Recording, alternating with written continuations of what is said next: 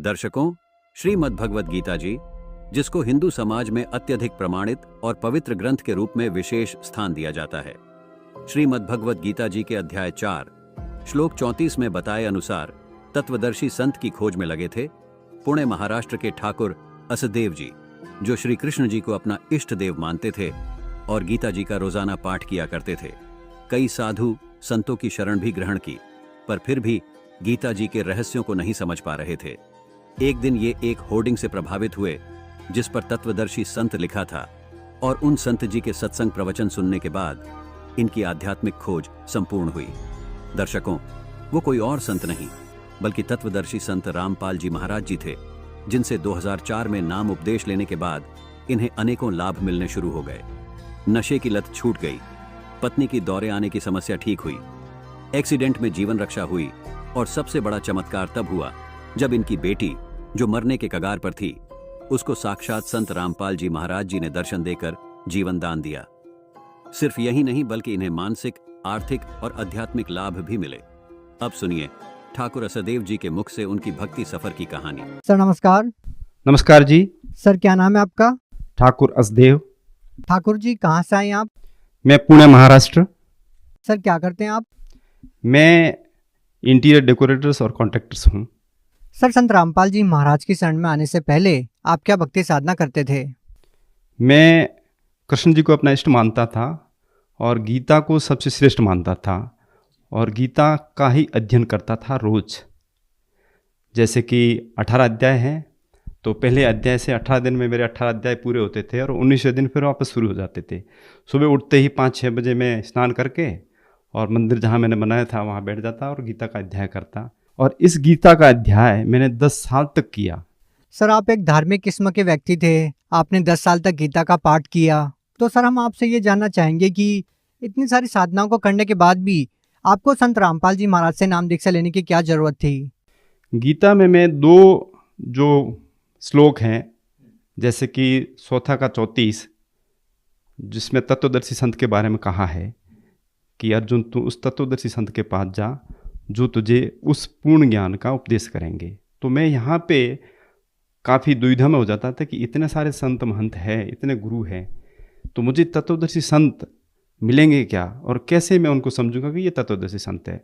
तो फिर मेरे को इसी के ही आधार से 15 का 1 अध्याय 15 का 1 श्लोक जो है वो ये कहता था कि भाई वो तत्वदर्शी संत जो है, जो अर्धमूलम उधः शाखम, यानी जो ऊपर जड़ है और नीचे पत्ते, तो उस एक पेड़ को जड़ से लेके पत्तों तक जो समझा देगा वो तत्वदर्शी संत होगा। तो इसी मेरी जो कसम में मैं सभी गुरुओं के पास गया, लेकिन मुझे वो चीज़ के बारे में जो मूल से लेकर के पत्तों तक किसी ने समझाया नहीं। कौन कौन से गुरु के पास आप गए? मैं श्री श्री रविशंकर के पास गया, मैं सुधांशु जी महाराज के पास गया, मैं आसाराम जी से भी जुड़ा। तो इसमें मेरे 4 से 5 साल सब में गए, और वैसे भी मैं कहीं पे भी होर्डिंग देखता किसी संत की तो मैं छोड़ता नहीं था, उनको ज़रूर अवश्य सुनने जाता था। तो सर हम आपसे जानना चाहेंगे आखिर आपको आपके प्रश्नों का उत्तर कैसे मिला? मैं ऐसे ही इस काफ़ी मेरे जीवन के अंदर एक दिन मैं पुणे के आउन साइड में जा रहा था, तो क्योंकि मैं वैसे ही संतों के होर्डिंग्स पे ज़्यादा ध्यान देता था, तो एक दिन मैं आउन की तरफ आ रहा था और वहाँ संत रामपाल जी का एक होर्डिंग देखा मैंने, और उसके संत रामपाल जी के आगे लिखा हुआ था तत्वदर्शी संत। तो मैं तत्वदर्शी संत, ये मुझे जो गीता अध्याय 4 का 34 इशारा कर रहा था, तो ये मेरे को जो नाम फर्स्ट टाइम मैंने इतने संत देखे, सब संत के आगे तत्वदर्शी नहीं देखा, और जब संत रामपाल जी के आगे जो तत्वदर्शी संत की जो उपाधि देखी, वो उपाधि देख के मैं बहुत ही मेरी जिज्ञासा बढ़ गई, और मैंने वो डेट नोट कर ली और घर में बताया कि भी आज मैंने एक होल्डिंग देखी। उस तत्वदर्शी संत की जो होल्डिंग पे मैंने नाम जब देखा और मैं जब उनके सत्संग सुनने गया, तो मुझे वही संत रामपाल जी जो अर्धमूलम अधः शाखम का जो पॉइंट बताया है 15 अध्याय का पहले श्लोक में, तो वो ज्यों का तो सत्संग में मेरे को पूरा विवरण के साथ बता रहे थे। तो मैंने यह कि भी आज तक किसी ने भी गीता के एज पर गीता किसी ने भी सत्संग नहीं की, तो वो देख करके हम लोगों ने 3 दिन वो सत्संग सुनी। 3 दिन सत्संग में जितने भी शास्त्र थे पूरे खोल करके संत रामपाल जी ने दिखाए, और जब पूरे हमारे शंका का समाधान हो गया तो हम पूरी फैमिली ने संत रामपाल जी से मई 2004 में हमने संत रामपाल जी से नाम दीक्षा ली। सर, आपने संत रामपाल जी महाराज से पूरा ज्ञान समझ के नाम दीक्षा ली, क्योंकि आप 10 साल से गीता जी का पाठ करते आ रहे थे और संत रामपाल जी महाराज ने गीता के अनुसार ही सत्संग करके आपके सभी सवालों के उत्तर दिए। तो सर, हम आपसे ये जानना चाहेंगे कि संत रामपाल जी महाराज और अन्य जो संत हैं, जैसे कि आसाराम जी, सुधांशु जी या और भी जो अन्य संत हैं, तो इन सभी संतों में आपको क्या भिन्नता नजर आती है? संत रामपाल जी के सत्संग में वहाँ पे किसी भी चीज़ के लिए, भले वो नाम दीक्षा हो या भंडारा भोजन हो या रहने की सुविधा हो, ये सब निःशुल्क की जाती है। वहाँ किसी से भी कोई भी एक पैसा भी लिया नहीं जाता। दूसरी एक और बड़ी संत रामपाल जी महाराज के इसमें हमने पाया कि वहाँ के जितने भी भगत हैं, जो उनके शिष्य हैं, वो कोई भी नशा व्यसन विकार नहीं करते। और बाकी अदर भक्तों का हाथ देख लो तो कोई न कोई किसी न किसी विकार में लिप्त है। और मैं भी पहले बियर पीता था, वाइन पीता था, यार दोस्तों के साथ बैठकर ये चीज़ें होती रहती थी। लेकिन जैसे ही संत रामपाल जी ने नाम दीक्षा ली, उस दिन का वो दिन है, आज का दिन है, ये चीज़ें हमको इतनी घृणा हो गई कि हम इसके नज़दीक भी नहीं जाते। जो कोई लेता है उससे भी हम कोसों दूर खड़े हो जाते हैं। सर, काफ़ी अच्छी बातें आपने बताई संत रामपाल जी महाराज के बारे में, और ये बहुत बार सुनने में भी आता है कि संत रामपाल जी महाराज से नाम दीक्षा लेने के बाद नशा छूट जाता है। तो सर, हम आपसे ये जानना चाहेंगे कि आपको इसके अलावा भी कोई शारीरिक या आर्थिक लाभ भी मिला? जी, बहुत लाभ दिए संत रामपाल जी महाराज ने। मेरी पत्नी, शादी के बाद में कम से कम 13 से 14 साल तक दुखी था हम, क्योंकि पत्नी को दौरे आते थे और इसका इलाज कोई डॉक्टर के पास नहीं था। इसलिए मैं काफ़ी संतों के पीछे भी फिरता था, लेकिन कहीं समाधान नहीं हुआ। लेकिन जिस दिन हमने ये ज्ञान गीता के आधार से संत रामपाल जी महाराज ने जब बताया और हमने जब नाम दीक्षा ली वहाँ, और उसी दिन संत रामपाल जी ने हम सब भी, मेरे को, मेरी पत्नी को, मेरे बच्चों को जब आशीर्वाद देकर के नाम दीक्षा दी, उसी दिन से ही मेरी पत्नी का जो इतना दीर्घ रोग था, जो दौड़े पड़ने का, वो उसी दिन से ही ख़त्म हो गया और वो इतनी सुखी हो गई। उसको देख करके हमने ये सोचा कि नहीं, ये भक्ति एज पर सिलेबस है और ये भक्ति ही सही सद्भक्ति है, जिसकी वजह से मेरी पत्नी का बहुत बड़ा रोग था वो उससे ख़त्म हो गया और वो सुखी हो गई। दूसरा और एक राग, मैं जो बिज़नेस करता हूँ इंटीरियर डेकोरेट्स का, इसके अंदर मेरी 10-10, 15-15 साइटें होती थी, जिसके अंदर की साइट टाइम पे हो और अच्छी हो, इसके लिए मैं बहुत ही मानी टेंशन में रहता था। काफ़ी 15-15, 20-20 घंटा साइटों के ऊपर खड़ा रहना, काम करवाना, तो ये बहुत बड़ा एक दिमाग में टेंशन होता था। लेकिन जैसे ही संत रामपाल जी महाराज से नाम दीक्षा लेने के बाद मेरा वो जो टेंशन था, वो संत रामपाल जी महाराज की दया से एकदम शांत हो गया। और मैं वो जो 20 घंटे काम करता था, उसके बाद वही 7-8 घंटे काम में भी उस जो मैं पहले कमाता था उससे कई गुना संत रामपाल जी ने मुझे बेनिफिट दिया अपने व्यवसाय के अंदर। तीसरा और एक लाभ, बहुत ही बड़ा लाभ हमारे यहाँ मेरी बेटी के साथ हुआ, क्योंकि हम सब लोगों ने साथ में ही नाम दीक्षा ली थी 2004 में। तो जो मेरी छोटी बेटी है, उसके लिए हम कहीं बाहर गए हुए थे, तो ट्रैवलिंग में वापस पूना आ रहे थे, तो हम दूसरे दिन पहुंचने वाले थे। 2 दिन पहले ही मेरी बेटी को वोमेंटिक शुरू हो गई।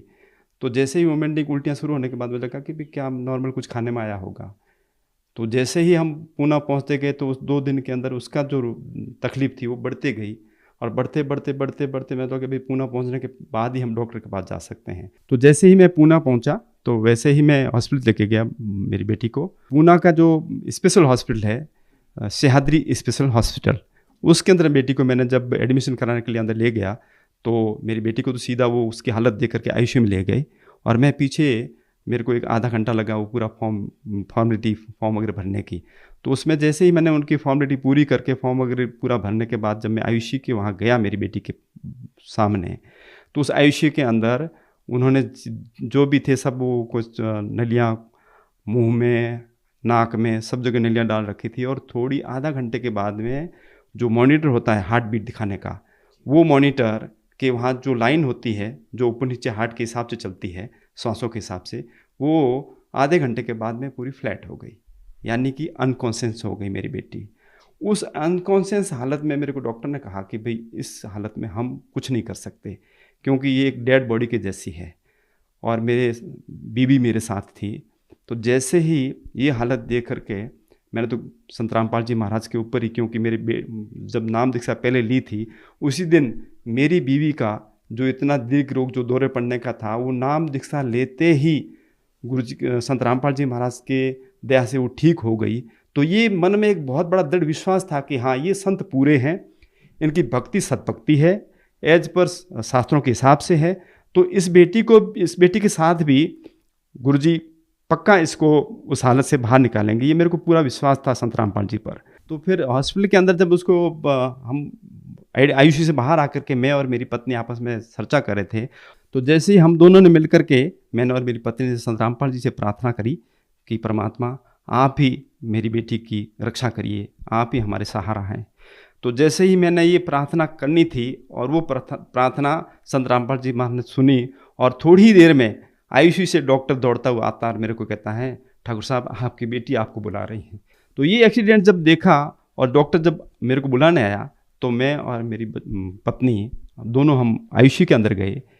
तो मेरे को ये था कि नहीं, ये परमात्मा संत रामपाल जी महाराज ने ही बहुत बड़ा एक करिश्मा कर दिखाया है, एक मिराकल किया है। तो मैंने बच्ची से प्रार्थना करी, मैं बोला बेटा सही सही बताना आपके साथ क्या हुआ। तो जैसे ही मेरे को बेटी वो बताने लगी कि पापा मैं तो, मेरे सामने तो पूरा अंधेरा था, लेकिन परमात्मा ने ऐसी दया करी, संत रामपाल जी महाराज वो प्रकाश के अंदर मेरे को जो दिखे और आकर के मुझे आशीर्वाद दिया और कहा बेटा यहाँ क्यों सोई है, आप घर जाओ बेटा। तो जब इतना गुरुजी ने कहना था तो मुझे डॉक्टर को बुलाया मैंने कि डॉक्टर साहब मेरे पापा को बुलाओ।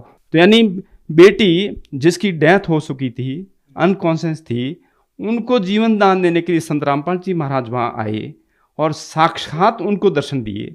दर्शन देने के बाद आशीर्वाद दिया और कहा बेटा आप घर जाओ, यहाँ क्यों सो रहे हो। और वो सुन करके मेरी बेटी ने मुझे बुलाया और जब हम अंदर गए और ये पूरा प्रकरण मैंने अपनी बेटी के मुंह से सुना, तब मुझे दृढ़ विश्वास हुआ कि हाँ, ये संत रामपाल जी कर सकते हैं। इतनी सद्भक्ति में उनकी शक्ति है कि अपने शिष्य को जीवन दान भी देते हैं और सुख भी देते हैं और पूर्ण मोक्ष भी देते हैं। और एक लाभ मेरे साथ ये हुआ कि मेरी बाहर साइड चलती, तो मैं एक बार रात को देर से एक फ्लाइट से पूना पहुंचा और मेरा ड्राइवर जब मुझे लेने आया, तो मैं जैसे ही एयरपोर्ट से निकला तो एक 15-20 मिनट के बाद में एक रोड का वहाँ पर काम चलता जिसमें डिवाइडर के बीच में बड़े बड़े डिवाइडर के जो पत्थर होते हैं वो रखे हुए थे उल्टे से उल्टे, और वो बड़ी स्पीड में गाड़ी चल रहा था क्योंकि रात को रोडें काफ़ी खाली रहती हैं। तो वैसे ही वो 70-80 की स्पीड में जा रहा था और बीच में एक छोटी रोड से एक बाइक पे 2 लड़के अचानक रात को मेरी गाड़ी के सामने, एक्सीडेंट होना ही था उसी स्पीड में। तो ड्राइवर ने जैसे ही गाड़ी थोड़ी उनको बचाने के लिए मोड़ी और गाड़ी उस पत्थरों पे चढ़नी थी, लेकिन कैसे संत रामपाल जी ने उस गाड़ी को वापस रोड पे कर दिया ताकि हम भी बच गए और वो बाइक वाले 2 आदमी थे वो भी बच गए। ये संत रामपाल जी ने मेरे साथ, यानी हमारा भी जीवन बचाया और वो 2 लड़कों का भी बचाया जो बाइक पर थे। ये बहुत बड़ा एक करिश्मा परमात्मा ने मेरे साथ किया। सर, आपको संत रामपाल जी महाराज से इतने सारे लाभ मिले, तो सर हम आपसे ये जानना चाहेंगे, आज की जो युवा पीढ़ी है जो अपने करियर की तरफ ज़्यादा ध्यान देती है, अपना बिजनेस बिल्डअप करने में ध्यान देती है, आप भी एक बिजनेसमैन हैं, तो आप उन लोगों को क्या कहना चाहेंगे कि अपने बिजनेस के साथ साथ क्यों उनको संत रामपाल जी महाराज से नाम दीक्षा लेनी चाहिए? मैं एक और विनती करना चाहूँगा बाकी के सभी युवा समाज को और मेरे उम्र के जो लोग हैं उनके लिए भी, कि हम सभी चाहते तो सभी हैं कि हमें सुख मिले, हमें भौतिक शारीरिक आध्यात्मिक सब मिले, लेकिन हम कहाँ कहाँ भटक रहे हैं। लेकिन आज भी जो आदमी की नीड है, जो आदमी की ज़रूरत है वो पूरी नहीं होती, आदमी ज्यों का त्यों दुखी है। तो युवा पीढ़ी को भी मैं ये प्रार्थना करना चाहूँगा कि संत रामपाल जी की जो सद्भक्ति है वो शास्त्रों के आधार से हैं और शास्त्रों के आधार से की हुई भक्ति का फल भी बहुत बड़ा होता है, जो मेरे जीवन में संत रामपाल जी ने कर दिखाया। तो ये जितने भी जो कोई कहीं किसी बाबा के पीछे घूम रहे हैं, कोई किसी गुरु के पीछे घूम रहे हैं, जो आज अच्छी खासी कुछ ऐसे भी बाबा हैं जो इंग्लिश में बड़े माहिर हैं, तो ऐसे बाबाओं के पीछे आजकल का एजुकेटेड पर्सन जितने भी हैं ना, सब उनको ढूंढे, लेकिन उनको जो सब चीज़ें चाहिए ना वो नहीं मिलती, लेकिन फिर भी वो वहीं खड़े हैं। सर, आज के दिन जो व्यक्ति संत रामपाल जी महाराज से नाम दीक्षा लेना चाहता है वो कैसे ले सकते हैं? संत रामपाल जी से नाम दीक्षा लेना चाहते हैं जो भी हमारे बहन भाई जगत के हैं, सभी ले सकते हैं। सोशल मीडिया कि जितने भी प्लेटफॉर्म्स हैं उस सभी पर संत रामपाल जी को आप सर्च करें, और सर्च करते ही संत रामपाल जी का पूरा ज्ञान ज्यों का त्यों आपके सामने यूट्यूब पे पर, फेसबुक के ऊपर, ट्विटर के ऊपर आज चल रहा है। तो पूरा सोशल मीडिया प्लेटफॉर्म पर आप जा करके ये देख सकते हैं। देख करके आप तुलना कर सकते हैं, अपने शास्त्र समझ सकते हैं। शास्त्र समझने के बाद आपके दिमाग में सिर्फ एक दिखाई देंगे, संत रामपाल जी महाराज, जो आज शास्त्रों के हिसाब से सद्भक्ति दे रहे हैं। उसी सद्भक्ति प्राप्त करने से ही हम सुख को प्राप्त हो सकते हैं और अंत में मोक्ष को प्राप्त कर सकते हैं। जी बहुत बहुत धन्यवाद।